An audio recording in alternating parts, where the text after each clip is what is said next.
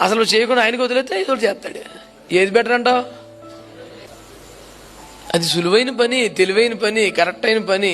తెలియక జనాలకే తెరసాపు చిరిగిపోయి నీళ్ళు వచ్చి తోలు నిండిపోతుంటే బకెట్లకి పోయారేమో ఇంటికాడ నుంచి తోడిపోసేస్తున్నాడు. ఒక్కొక్కడు తోడిపోసి అని చెప్పి వేసిన మాటలు అంతా ప్రభు నశించిపోతున్నాడు. అలాగే సముద్రం ఆగన్నాడు.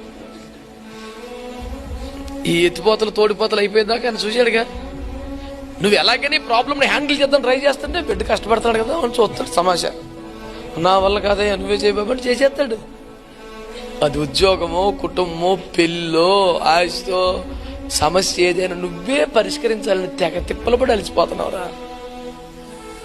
ఆయన చేతికి అప్పగించుకోవచ్చు కదరా నాయన.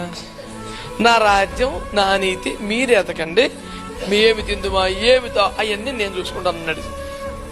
సింపుల్ డీల్ అది. ఇంతకీ ఏమర్థమైంది మీకు? ఆయన చేతికి అప్పగించగా నువ్వు చేయవలసింది నువ్వు చేయనా. ఏంటది? ఆయన రాజ్యం, ఆయన రాజ్యం కొరకు, ఆయన సేవ కొరకు నువ్వు అది చూసుకో. నువ్వు మీద ఆయన చూస్తాడు.